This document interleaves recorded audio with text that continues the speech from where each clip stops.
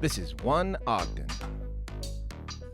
Hell yeah. I'm John Miles. One of the favorite spots out in Ogden. This is like a studio you have?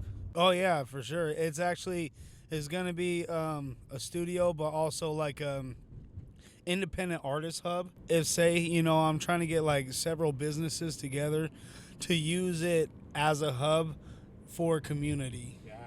That's the main reason I want to use that studio/shop, and so we can get like more people in there, kids of all ages over there, because I know some of them probably want to be an artist or have some type of musical talent. It's around the community as well. It's like in the center of like Clearfield, and so it's just a good hot spot and able to make it a foundation and a home for future artists and future entrepreneurs. That's cool, man. Like, I feel like I hear that a lot. It seems like everybody in music feels like they're going it alone, and they got to figure out all the shit on their own. So, see, and I don't believe that. Like, I feel like a lot of people, why they want to go at it alone is because they never had the solid teams that they needed when they were signed or when they were under somebody. And so I think that's where like the betrayal and the warnings of the record label or whatever kills the motivation on, you know what I mean? We could have like great unanimous stars and we don't know that they're stars because they don't have the right team to get pushed. Yeah, right. They don't get like the right people. And like the record label companies, they're kind of like seeing on how they can make money off of the artist itself and not looking for the artist's career. well, yeah, because I don't really get what a record label does for anybody these days. Like, they're not like pressing albums really. I mean, if they are, it's not helping you out. Like, do you still chase a label? Some people do chase a label just because a lot of people don't have that much money to kick off or start something that they need. And I feel like a lot of like big industry people, they kind of like do some like pretty shady stuff to their artists, the ones that are like in the major labels, and so I think that's where people like get an itch on like why they don't want to be signed or they don't see like any benefit because of all the social media platforms that you can use right now and able to make yourself look like $1 million. But it is like you can't just write good songs. You got to know how to do social media. You got to know how to like get on playlists on Spotify or whatever. Like, there's all this game you got to know. And you have to do it on a consistent basis. Yeah, right. It's hard to You got to like release. Yeah, or at least release like it's like the same song, but you have 30 pieces of content that is being played throughout like the past like 2 months. Yeah. And like they got to prepare all those. They got to prepare the shooting. Like there's no schedule or dynamics or anything. So that's where I think a lot of the artists fail in that category, and they're not, let's say, like they don't know where to look for when it comes to like marketers and advertisers and everything to push out their brand. Yeah. And it's hard because Utah has already been like hard with starving artists in a sense. I don't know if that makes sense. Like not all starving artists, but like a few starving artists, Oh yeah, like we don't support. Like, there's not a lot of money to be made locally, it seems. Exactly. And then a lot of people that try to get together or whatever, they end up kind of just like benefiting for themselves or benefiting for a certain cause or whatever that they want to do instead of actually like progress those other people to be better. Yeah. And it's weird that like money has to be involved in that. Because they can, like, a lot of people, like, spend a lot of money on that. Like, with the stages and the lights and everything, they're, like, tens of thousands, hundreds of thousands, millions of dollars. Yeah. And so, like, when people's like, man, I wish I could be on that stage and everything, and they don't see the money behind it until they actually hit that position, and they're like, man, is there another way to make it? Yeah. Like, what kind of stuff do you have in this space? Like, what kind of stuff? So basically, I'm gonna have everything available, all kinds of products, clothes, urban clothing. I'm also gonna get local like artists and independent people's businesses, their clothing brands. I'm gonna get them over at the hub. We're also like helping sponsor like Iconic Barbershop, which is on the other side from the studio, and we're trying to see if we can like partner with a Rancho Market at the same complex. And so I'm just trying to help those businesses out so I can be like a hub in the back of their businesses, and so we can just all collaborate. I can get some gear from them, and also like some shirts and some clothes that I'm designing. And so it's just a one-stop shop for people to go there and get whatever they need. They can, you know what I mean, get their food. They can also get their medical card over there. Really? Yeah, Empathetics just barely build their new office over there. Nice. So they can get their medical card. They can get the munchies after the medical card. They got the vape shop right next to it, and they got the barber shop. So I was all like, I wonder if we could just put some really nice looking clothes in the back to get some people in there, Right. to just to communicate with everybody. Yeah. Just to get everybody involved, have a community basis, because it used to be a strong community on this area. And like I engineered for Cynic the Great and 4-1 Records for a minute, and so we're about to meet them over there as well, over at the building. So you get to meet the owner of it as well. And then we've been grinding, but there was just like some situations that happened that like made people stop going over to that station. And so I had to revamp the place a little bit. I'm just thinking about just getting like a store so people can go in there and they can conversate and just be themselves, you know what I mean? Nice. So how long have you been making music? I've been making music for like, let's say like on a major scale or type of scale level, 14 years. You got quite a few albums, right? Yeah, I have. Like 5? Let's see. I have, yeah, 5 albums, I believe. Segunda, original. But so what started you writing in the first place? When I started writing, it was just because I was in a different situation, you know. Ogden was way different back then. The politics in Ogden were different. The police force was different in Ogden. There was a lot of like segregation and everything going on, especially when it came to like people expressing themselves.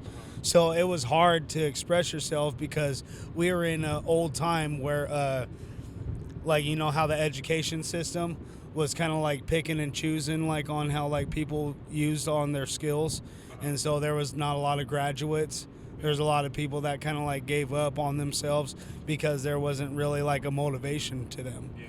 And so like I was around that era, you know, 2007, 2008. I was like 16 years old. My father committed suicide. Oh, no shit. Yeah. And so it was just a hard way to express and everything. And I was a teenager back then. And so I was trying to do that. I was trying to hold my family together and my mother together at the same time. You know, Let some shit out. yeah. And so like basically it kind of got me into expression, into writing. But the first time I actually rapped was I was at a Bone Thugs concert, and that's when Flesh and Bone barely got out from doing a 9-year bid. And so like all the Bone Thugs, or at least 3 of them I think, were there. So they had the whole Bone Thug family.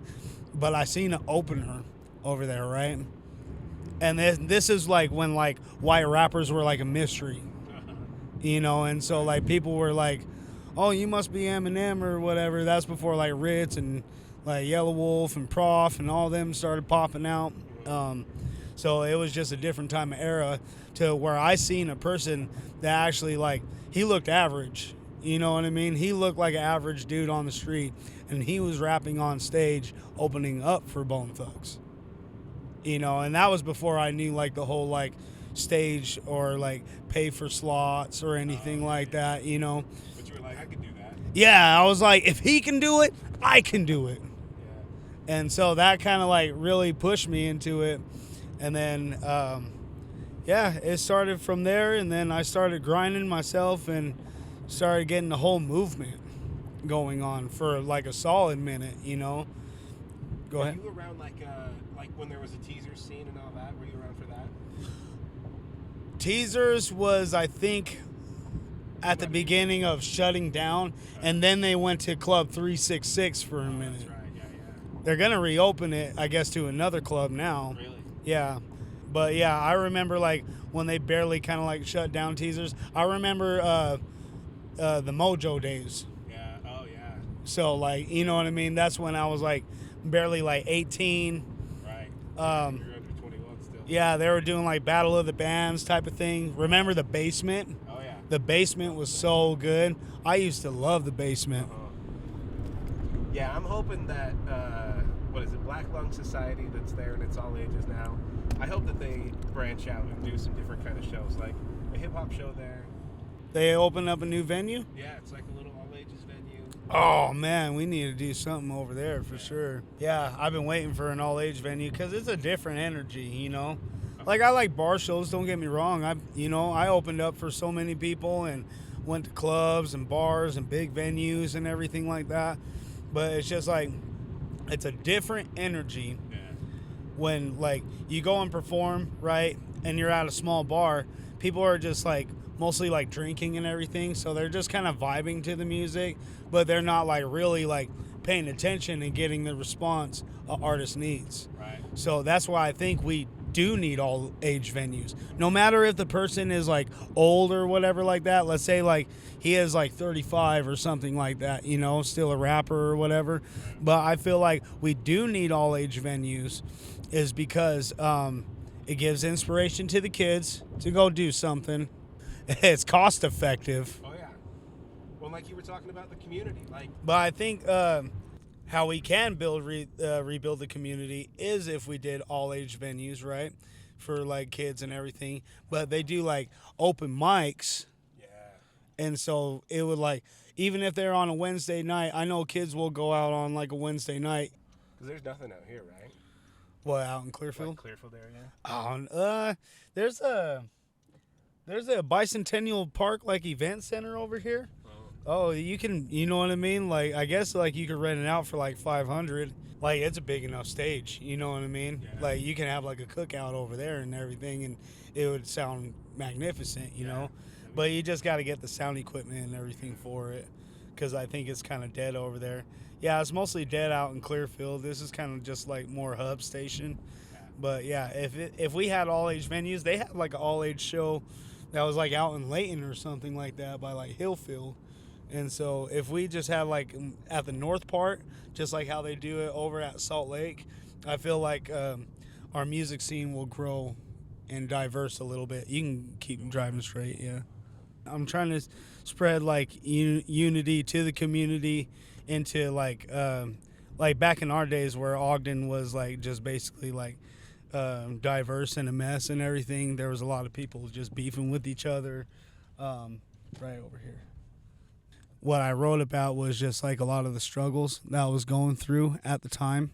A lot of anger and aggression that I had like towards, certain groups or, me and the police department never really got along or whatever over at Ogden. They, you know what I mean? They try to label me and stuff, and they always try to give me, you know what I mean, a negative imagery on me always. And like I'm not even trying to present myself as that. I'm just trying to present as a person that is trying to willing to make it using different skills or whatever like that, instead of resulting into like a violence loop or a very like chaotic circle. I'm trying to break the cycle on that as a person individually and for a helper for the community. A lot of the things how can I say it? A lot of the things that like people do intentional on self is basically because they're cycling back mentally to what they're used to. And so it's hard to always try new things. If I can use my music as a certain way to show people that you can try new things and you don't have to be a certain way or you don't have to do a certain lane. You can do any lane you want. It's music. You know what I mean? Music is like freedom at the heart. And I see a lot of artists are doing it now. Like they're doing country albums now. You know what I mean? They're not limiting themselves anymore. And so, like, why not? You know what I mean? Like, I've been trying to do that for a long time, too. And now I'm seeing it come to light a little bit more, so it's easier for me. Yeah. It's still, like, I don't know, vulnerable to keep reinventing yourself and shit. Yeah, but I feel like at the same time, maybe you do need to reinvent yourself because a lot of artists actually do reinvent themselves. They like go in a hiatus for like about like 2, 3, or 4 years, and then they totally reinvent themselves to a new artist that people will actually like and they will listen to more, and they'll probably listen to a lot more and everything like that, just because that's my beat producer. But yeah. Welcome to, the Beehive Drip Shop? Because I'm implying it to 4-1 Studios, but I'm just making something a little bit more, when people see it, when I get the banners up, they're going to see Beehive Drip Shop, and they're just going to come here for all their urban clothing. Nice. Yeah, that's the new one with King ISO. Where'd you learn to produce like that? Where I learned to produce like that? A lot of the times I was just, you know what I mean, just playing around with sounds and everything like that. I also learned firsthand experiences with like different engineers. Yeah. Like I was firsthand trained with Gifted Entertainment. They used to record with Dub Records, so I had a lot of experience from them. I also had a lot of experience with Zach Shields. Zach Shields has not only been in like video, but he's been in like audio for a very long time. And so like he actually showed me some tips on how to make it easier. And then like mostly it was just like just picking up a lot of different stuff, a lot of notions. And not only that, I got to hear with a different ear and listen a little bit better. Yeah. So that's where my mixing is improving in my production. So how much of your own beats are you making? It just depends. Like it depends if you're just gonna do one for like a content for like the week or like a promotional thing. Yeah. That's when you're like using like other beat producers or like contest songs or something. It just like keep it going or whatever for your page. But like usually like 85 to like 90% are the beats that we personally make ourselves or have producers with.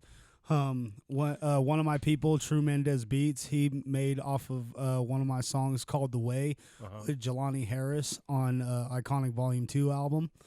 And then I also did a lot of beats with Gino on the beat, Gino Green. He's actually been like a beat maker in Ogden for like years and years. That's my main producer right there. That's who I go to. Yeah. But so talk to me about those collaborations. You guys have just been like, because didn't you, like before the Snoop one, there was even one with some other. Chris Calico. Yeah. Like you guys keep having former strange music artist, now has his own label, Ear House. Yeah. He's super dope, one of our inspirations and stuff. I feel like Sammi kind of has a similar style in a way, you know, like with the melodies and harmonies and everything and the really technical raps as well. So then are you going out like trying to network, or are you just sending these people songs and being like, is this yeah. Like, well, we have to network first. Yeah. With these ones actually, so we actually, these next few that we have coming out, I'm going to only tell you about a couple of them that are coming out. All right. So we got one with Table of the Truth coming out. Yeah, Table of the Truth. And I'm talking to somebody else right now, possibly about doing the hook on it. It's another strange music artist and stuff. Talking to him about possibly doing the hook on it and stuff. We'll see if he likes it or if he's feeling it or whatever. You know what I mean? And then we got another one in the works with I got one with Scarecrow that's gonna be coming out soon, and then Seuss Mace. Nice. And I believe Sammy's gonna be hopping on the one with Seuss Mace as well. And then we have a really, really big collab coming later with King ISO. Oh, edit that out. He's gonna edit that out. You guys didn't hear that. But keep it's that a in really mind. big current strange music artist. We'll just tell you that much. You guys have been working together a long time, right? 2 years? Yeah, we've been actually working together since like 2014, 2015. So like at least a solid 9 years. I think we started doing shows around then. Or Yeah, about 10 years ago or something. We started doing shows But I think together. we worked a and everything. little bit We together. started talking about music and everything. I think our first collab was probably about 7 years ago, 8 years ago. Oh. It's a song that hasn't even been released yet. It's a song called "Be Somebody." I believe that was our first collab. Never released the first collab. Huh? Yeah, we're still working on it. Actually, We still have It's it, a part so- two. It's a part two to the first song. but of it's Be gonna Somebody. be on his new EP. Yeah, it's not gonna be on this first one. It's gonna be on the one coming later in the year called "No Good Without Evil," 333. This first one's gonna be called "Pain Before the Fame." And that's the one with the current strange music artist that's really big, and also, and that actually it has two current strange music artists that are gonna be on it because Scarecrow. I'm not sure if he signed under Strange, but he's doing music with Tech Nine under the group Nut House. I don't know if you've heard of Nut House, spelled NNUTTHOWZE. But if you've been a fan of Strange Music or Tech Nine for a long time, he has like that 66884699 That's Nut House. That's what it stands for, is Nut House, and that's his group. And so like Scarecrow is part of that group, and he's been doing music with Tech for like a long time, since before Tech was signed.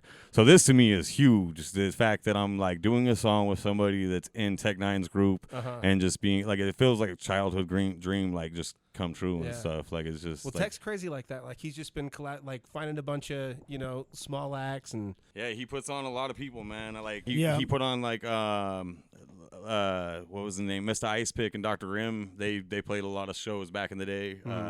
Yeah, they were local artists out here too. yeah. Yeah, so that's why I kind of wanted to do like the same thing with our region, is to like finally get artists to develop them for their careers. Yeah. That's what this office, that's what we're in the area we're at right now. That's what That's trying what it's all to about. create. Yeah, it's awesome. Yeah. So is it mostly you two down here? Like how big is the Yeah, so basically we have this section right here is the shop and the studio. So basically I'm kind of like general manager and he's assistant manager. So he helps me with more like the artist side of it, and then I've just been trying to facilitate the whole building.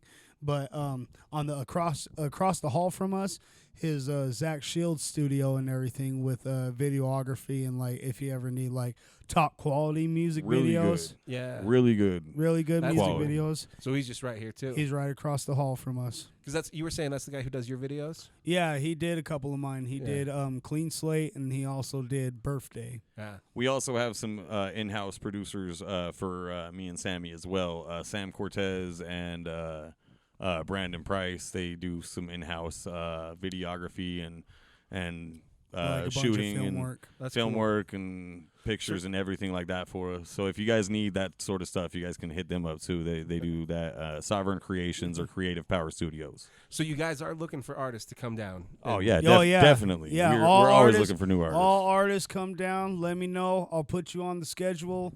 I got a free month in March right now.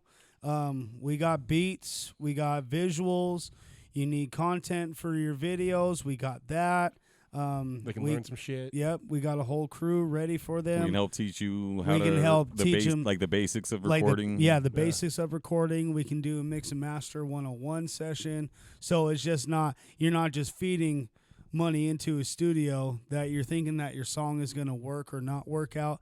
You're going to develop skills, and so in the future you can make your own studio. You can make your own podcast. You can, that's what we're trying to do. We're trying to help the people that don't know where to go or where to start at. We're going to help them get that start. Yeah. And you're just here in Clearfield, like off State Street, off the freeway, like. Yeah. right behind the Rancho Market. Right behind the strip mall, actually, behind the Rancho Market, where the loading dock is. That's right where we're at. I think this is the 193, right? Oh yeah. SR 193, yeah. right off of SR 193. Just take a right there. After State Street. Yeah, we're right behind the Rancho Market, like where the loading dock trucks are at. And so if anybody is trying to look for it, we're going to have banners here soon that's going to say Beehive Drip Shop.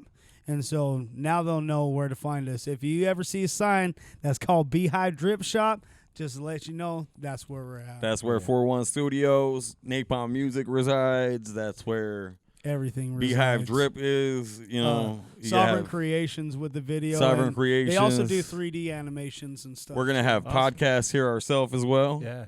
So we can collaborate on that if you would like to. Hell yeah. Whenever you need like a facility, we're actually going to use this back room and everything to feng shui a little bit out. Yeah. And so we can have a proper podcast room. Yeah, that's cool. And we want to start doing some stuff, like some events where we can do like comedy intertwined with the music and stuff. Like have people like do like a comedy rap like, do you event remember or something, like Def Comedy Jam? Def Jam comedy, like back in the day. We want to like revive that style and stuff, but bring it into like bring it into Utah and stuff. Do our own version of it. You know what I mean? Make Utah known. Huh? In here? In the shop? I mean, we could. We could probably clear it out. We can do like a we could do like a small, like, I think we should actually do like the album listening party here. Oh, yeah, that's a good idea. I'm going to have a CD called Pain Before the Fame coming out really soon. Like a drop night and shit. Sammy's going to be on a lot of the songs and stuff. That'll be good. So we can do like a little listening party over here. Yeah. We're also going to do like community events as well. So just in case it's a little too big, we can use the outside parking lot or whatever, and we can just make it like a block party type of thing. Hell yeah. Speaking of, we might have one coming up here soon. Yeah, he's trying to. You know, if you guys can come help and support us and stuff. We're trying to do a benefit for this family. They lost. Go ahead. My close friend Scott Flynn, he died on Sunday, and he was only my age. He's 36, and he died suddenly and tragically of a heart attack. And he left behind 2 kids. And brothers as well. His brothers now just lost their mom and their brother within 2 weeks. Wow. 8 or 9 days of each other, and it's just a tragic heart. Like it's just it. And hopefully any donations would, you know what I mean, help the family out. And then that's all we really want to do is just help our people out, help our community out. Help whatever that we need or whatever we can put in just to make our lives a little better and easier. Cool. I think I'm good then.